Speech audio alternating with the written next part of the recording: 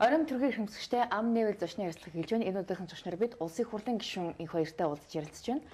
Тэгэхээр гишүүнээ хаврын чуулган уул нь одоо сонгуул дуустал одоо хурлах байхаа гэж бодож итэл наан ингээд гинт завсралцсан л та. Тэгэхээр танаа намын бүлгийнхэн энэ хугацаанд нэлээд олон асуудлыг хилцүүлнэ.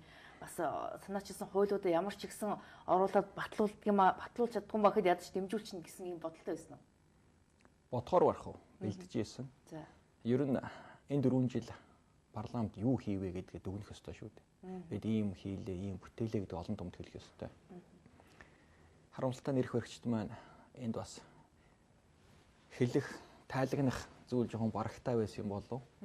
Мэдээ сөрөг хүч чинь бас энд яаж би зүгээр суух вэ? Энэс жоохон эмзэглсэн бололтой чуулганыг эрт завсарлууллаа. Одоо ингээд сонгуул дуустал улсын хуралдахгүй болчлоо л доо.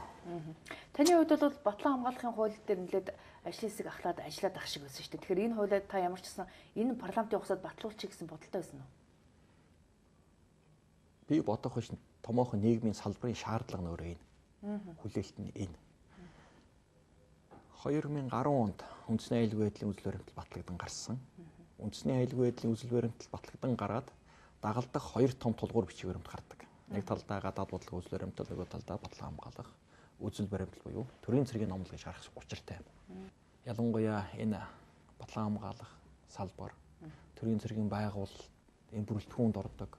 Энэ хөлийн цэрэг, дотоодын цэрэг, онцгой байдлын байгууллага, зэвсэг хүчинтэй холбоотой юм улс төрийн зөвшөлтсөд нэлээд явсан. Нэгдсэн ойлголт нь хүрч чадаагүй байсан. Үүнтэй холбоотойгоор өнөө 2015 он бол 5 жил хүлээгдсэн. Энэ зөвшөлтсөд бид хийж чадсан.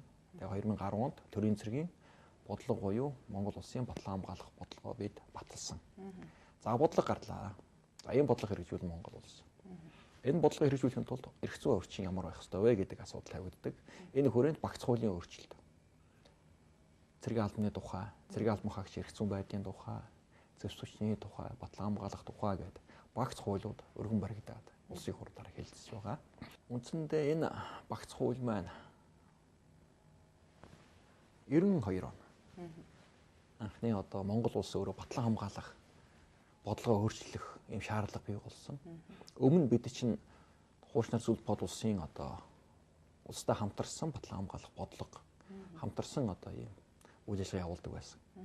За тэгээд бид улс орноо Батлан хамгаалах бие дааж хангах энэ асуудал үүссэн. Энтэй холбоотойгоор том эрх зүйн орчин бүрдүүлэх шаардлага гарч энэ ажлыг их сайхан төвөгтэй аав маань энэ хуулийг өөрөө бичиж улсын хурлаар батлуулж.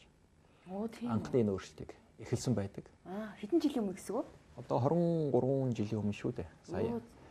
Ер нь одоо 2000 саяны 15 онд бодлого батлагдсанаар тооцоол. За тэгээд энэ хувь тавилан их түүхэн хариуцлага над ногдож байгаа. Тэгээд энэ ажлын хэсгийг бас ахалж ажиллаж байгаа. Нэг ясандаа аавынхаа эхлүүлсэн ажлыг үргэлжлүүлж байгаа юм биш үү та? Тэгээ энэ их сайхан хувьд тавилан их сайхан тохиол. Тийм болохоор энд их хариуцлага хандж байгаа. Мэдээж энэ салбарыг дараагийн хөгжлийн шин шатанд гаргах, хөгжүүлэх яг өнөөдрийн нийгмийн болон гадаад дотоод хүчин зүйлсийг тооцож салбарын шинээр том явуулах эрх зүйн орчин шинээр бүрдүүлэх шаардлага байгаа. Тэгээд энэ асуудлууд дээр улс төрийн зөвшөөрлийг бид амжилттай хийж чадсан. Ингээд үйл явц эцсийн шатанд хамгийн сүүлийн эцсийн одоо хилцүүлэг үлдсэн. Ганцхан удаагийн хилцүүлэг үлдсэн байгаа. Бусад хилцүүлгүүд их хурал хийгдээд үндсэндээ дууссан. Тэгээд их хурал хэрвээ одоо эрдэнэ бүрдээд сонгуулийн өмнө хуралдаж чадах юм бол ямар ч гэсэн таны хууль бол батлагдахад бэлэн болсон байгаа юм. Уншаал алхах цоход дуусаа. Үндсэндээ нэг 20 минут ажиллагдсан байгаа гэсэн. Зөв. Тэгэхээр та аавынхаа ажлын эхлүүлсэн ажлыг одоо үргэлжлүүлж байгаа хүний хувьд ингээ бодсон чинь хувь тавилын юм уу ягаад тэгж таарсан? Аав танд Батлан хамгаалахын сайд байсан. Та бас Батлан хамгаалахын сайд байсан. Тэгэхээр аав хүү хоёр хоёулаа одоо Батлан хамгаалахын сайд байсан. Ийм түүх Монголын түүхэнд байхгүй юм шиг үлээ. Тийм үү? Тэгэхээр аавынхаа эхлүүлсэн ажлууд дээр та бас цаг үеийн шаардлагаар өөрчилсөн одоо ямар саналууд оруулж байгаа юм бол? 90-ад оны үед Монгол улсад улс орноо хэрхэн Батлан хамгаалах вэ гэдэг асуудал цоочноор том болсон. Тухайд одоо улс төрийн нөхцөл байдал хэцүү байсан л да. Ер нь Монгол улсад цэрэг арим хэрэггүй Батлан хамгаалах энэ ямыг татан буулгах гэдэг юм улс төрийн шаардлага бол байсан. Тийм яриа гарч ирсэн. Нийгмийн аюулгүй хамгаалах юм хэрэггүйгээ татан буулгасан.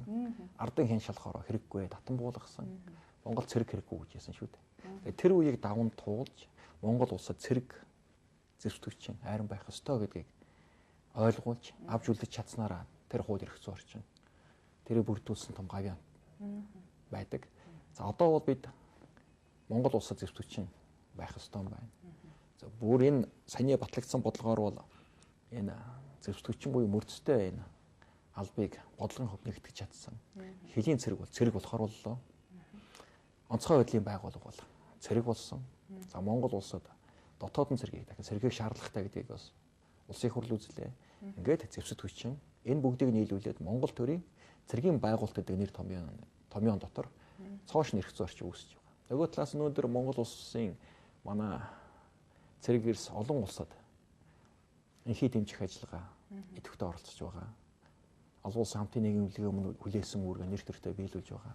Монгол улсын гадаад бодлогын гол чиглэл маш томоохон одоо чиглэл бодлого бол өөрөө энхий дэмжих ажиллагаанд оролцох үйл явдал болж явсан. Энэ хугацаанд залуучууд маань Африк, за тэгээ Европ, Афганистан, Ирак, ойрхот орнд тэгээд олон газар үүргээ нэр төртөө биелүүллээ. Өнөөдөр Монголын цэрэг бол дэлхийн цэрэг болж чадсан.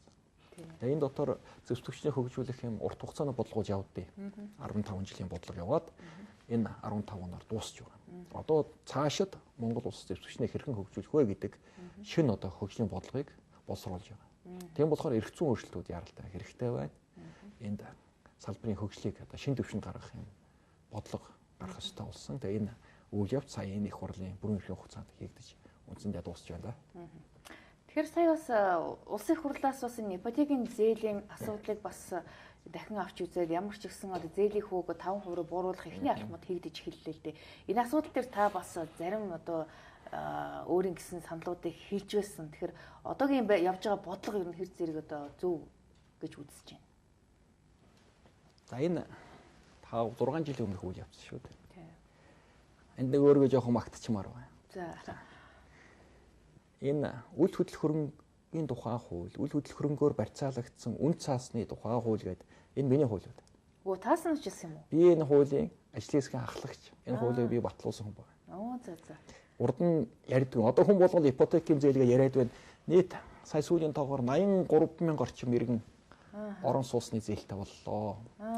Орон сууцны зах зээл үндсэндээ 2.4 их найт төгрөгийн ийм сан үс. Тэгэхээр одоо хэрэгжиж байгаа бодлогын одоо эрх зүйн үнцийг та тавьчихсан юм байна шүү дээ. Ер нь бол энэ өнгөрсөн за их хурл 8 жил суулаа. 8 жил суусан миний одоо хийсэн өөрөөрөө их сайхан бахархаж байгаа. Үнэхээр үр дүнгийн үзэж байгаа том хууль бол энэ үйл хөдлөх хөрөнгөний энэ зах зээл. Иргэдийг орон сууцтай болгох тэг их усрыг бий болгосон. Арилжааны банкуудын их уср маань хязгаартай, хүү өндөртэй байгаад байдаг. Яах ёстой? Энд анх Аз хөгжлийн банк анх эхлүүлсэн. Нэг иргэнд 15 сая төгрөгийн хэмжээтэйгээр орон сууцны энэ зээл болгох төслийг эхлүүлсэн. За ингээд төсөл амжилттай явагдсан. Гэтэ их уср хязгаартай бага шүү дээ. Зээлийн иргэн төлөлтөө сайн байсан. Бид энэ санхүүгийн шийдчих юм бол нэг талдаа энэ салбарт хөрөнгө оруулалт бий болно. Барилгачлалт явагдана. Нөгөө талдаа иргэд өөрийн орлогоороо орон сууц авах боломжийг бүрдүүлж байгаа. Энэ орлогоороо гэдэг дээр хоёр янз байгаа. Урд нь бол бид орлогоо хоримтлуулж ягаад мөнгөтэй болохоор байшин авдаг гэсэн байхгүй юу? Гэтэл яагаад байшингаа төрүүлж аваад ирээдүйн орлогоороо цовуулан төлж болохгүй бэ гэдэг асуудлыг бодсон л доо. Тэгээд энэ хуулийн өөрчлөлтийг хуулийг өргөн барьсан. Батлуулсан. Тэгэхээр энэ хуулийн санааг та хаанаас одоо анх сэдэж авсан бэ? Өөрөөр хэлбэл олон улсын бас нэг туршлагаас судалсан байна. Энэ Аз хөгжлийн банкны анхны эхлүүлсэн төсөл. За энэ дээр арилжааны 10 банк нийлээд одоо Монголын ипотекийн корпорац гэж байгуулсан. Ер нь энэ орон сууц үйл хөдлөх хөрөнгө тойрсон том салбар байна. Энийг яаж хөгжүүлэх үү гэдэг байдаг. Энийг тэр хөгжих орон зай боломж гараад байдаг. Энийг эрх зүйн хувьд яаж би зохицуултыг хийх үү, боломжийг нээх үү гэдэг асуудал. За тэгээд энэ тэр нөхдүүдтэй хамтарч ажилласан. Энд нэг хүнийг онцлон дурдах ёстой. Монголын ипотекийн корпорацийн захирлаар ажиллаж исэн Инхвэр гэдэг миний амьдаа ихч байгаа. Бид их сайн гар нэр нийлж ажилласан. Тухайн их хурлын гишүүд сайн ойлгож авсан. Дэмжицгээсэн. За өнөөдөр бол ингээд орон сууц авах асуудал хангалттай. Зах зээлд өнөөдөр 40 мянган орон сууц илүүдл болоод байж гэн шүү дээ. За үндсэндээ энэ ажил хийгдээд дууссан. Түрүүн хэлсэн 2.6 их найт төгрөгийн үйл хөдлөх хөрөнгөд өгсөн зээлийн багц үүсчихлээ. За энэ сая зээлийн багцыг та бүхэн анзаарсан бол ирээдүйн тэтгэврийн тухай хууль гэдэг. Ирээдүйн тэтгэврийн санд сая Монгол банк шилжүүлээд засгийн газарт өгч байна. Тэгсэн. Одоо Монголд энэ салбар зогсолтгүй үргэлжилнэ. Сая ямар алдаа гарсан бэ гэвэл яг бид нар хууль баталж яхад яг 2008 7-8 оны тухайн Америкт нэлээд том үйл хөдлөх хөрөнгө тойрсон томоохон хямрал болж байсан. Тэр алдааг бид давтахгүй гэдгийг бид сэрэмжлүүлж байсан. Ялангуяа үйл хөдлөх хөрөнгөний салбарын эрэлт талд нь, нийлүүлэлт талд нь хэд улс төржилт, хэд төрлийн оролцуул энэ салбарт хөөс үүсдэг. Хөөс үүссэнтэй холбоотойгоор үн өсдөг. Үн өсөхөөр иргэдийн нөгөө орон сууцтай болох хүсэл мөрөөдөлд их санхүүгийн тохирол учруулж байна. 10 төгрөгийн юмыг үндсэндээ 20 төгрөгөөр авч эхэлсэн. А Монголд яг энэ алдааг бид энэ ирэх барьж байгаа хүчмээ сая давтчихлаа л да. За өнөөдөр яг бодит байдал ингээд хөөс хагараад ирэхээр юу болж байгаа гэвэл орон сууц давсралтгүй үн унж байна. Зөвхөн нодлонгийн мөн үеэс 1 жилийн дотор 20 гаруй хувиар дунджаар үйл хөдлөх хөрөнгийн үн унтсан байна л да. Эн чинь нөгөө иргэдийнхэн арай хийж хийсэн чадвар бага байгаад холбоотой юм шүү. Биш ээ. Тэр мэдээж ойлгомжтой. Иргэдийн хийсэн хуримтлал буюу хөрөнгө оруулалтуудыг үнгүйдүүлэх ажил болчлоо л да. Уулын зүйсний улс төрийн оролцоог дээд зэрэг хязгаарлаад энэ нэгд эрх зүйн орчим тодорхой болчлоо, их усрын шийдэд өгчлөө. Ингээл 50 явсан бол энийг зах зээлийн зарчмаараа зохистой үнийн төвшөнд яваад авах хэрэгтэй. Бид сэрэмжлүүлж ирсэн. Метр квадрат орон сууц 1 сая төгрөгийн үнэтэй байна. За энэ бол болж байна гэж. Яг энэ 1 сая төгрөгийн үнэн дээр улс төрийн тоглолт орж ирсэн. Ямар? Ерөнхийлөгчийн сонгуулийн өмнө Монгол банкн дээр тоглолт хийсэн, засгийн газар тоглолт хийсэн. За ингээд нэг тоглолт хийсэн гэдгийг та үн докторжуулах хөтөлбөрийг за үн докторжуулах хөтөлбөр байна. Төр өөрөө байшин бариад эхэлсэн. Төрийн орон сууцны корпорац юу ч гэнэ үү баахан юмнөр өсөөд байшин барайл. Энийг дагсан энэ салбарт одоо хөрөнгө оруулалтуудыг хит урайлан дуудсан. Өнөөдөр Монгол улсад эргэлдэж байгаа нийт мөнгөнд дүнгийн бараг тал хувь нь энэ барилгын салбарт ороод бацсан байна л да. Тэгэхээр төрийн зохицуулалт бас баг зэрэг хэрэгтэй юм шүү. Тэгэхгүй бол энэ одоо эн чинь зохицуулж юу гэвэл хууль өсөлтөн гэдгээр чинь одоо ингээд үнэн нь бас хэцүү иргэдийн одоо худалдан авах чадвартай хүрэхгүй шүү дээ. Үгүй. Төр оролцоог байхад метр квадрат нь сая төгрөг байсан. Хамгийн сайн байр. Төр оролцсон өнөөдөр үн яаж өсв? Мэдж байгаа шүү дээ. Өссөн одоо буцаад энэ бодлогын алдаанаас болоод энэ салбар өөр хямралт орж эхэлж байгаа. Улмаар үнэ алдаж эхэлж байгаа. Үнэ алдан гэдэг чинь иргэдийн нөгөө ирээдүгөө бодож худалдан авсан хөрөнгө үнгүйдэх тал руугаа, үн цэнэ алдах тал руугаа л яваад байгаа юм. Энд л одоо улс төржилтийн алдаал гарч ирж байна л да. Энтэй холбоотойгоор Монгол төгрөгийн худалдан авах чадвар одоо үн цэндээ нэг дахин суларчлаа шүү дээ. 1200-1300 орчим байсан. Ханш 4 жилийн дотор өнөөдөр 2000 гарч явсан. Энэ барилгын салбарт хэд их хөөсрөлт явуулсан, хэд улс төржилт орсон толгойгоор үнцэн алдаж байгаа. Монгол. Тэгэхээр энэ долларын ханш өссөн шалтгааныг бол энэ эдийн засгийн хямралтай холбож тайлбарлаад байгаа шүү дээ. А энэ эдийн засгийн хямрал чинь улс төрийн шалтгаантай юу, эдийн засгийн шалтгаантай юу гэдэг дээр бас янз бүрийн тайлбар гардаг. За мэдээж ирэх багч бид нар хамаагүй л гэж байгаа шүү дээ. Улс төрийн шалтгаантай гэсэн дүгэлд гараад байгаа л да. Ойлгомжтой. Энэ бодлогын алдаа засаглалын одоо чадахтай холбоотой шүү дээ. Монгол улс хэрэгжиж байгаа мөнгө санхүүгийн бодлогын одоо алдаатай үйл ажиллагаатай холбоотойгоор л Монгол төгрөгийн худалдан авах чадвар унлаа. Эдийн засгийн өсөлт байдал хүндрэлээ, гадны хөрөнгө оруулалт тэгтэй тэнцлээ. Монголын эдийн засаг өнөөдөр өсөлт нь тэг хөвтэй болж хувирж байна шүү дээ. Тэгэхээр танийхаар бол одоо энэ хөөсрөлтийг зогсоохын тулд төр одоо оролцохоо багасгах ёстой гэж та хэлэх гээд байна. Өөрөөр хэлбэл төр байшин барьж болохгүй гэж хэлэх гээд байна. Төр байшин барьж болохгүй, төр нүүр сухж болохгүй. Төр байшин бариад харин хямдралтай үнээр иргэдэд хямдхан орон сууц өгöd байгаа юм шүү. Өгөх байсан. Зах зээл өөрөө зохицуулаад хямдхан байсан. Сая төгрөг байсан. Одоо би чамд бүтэн одоо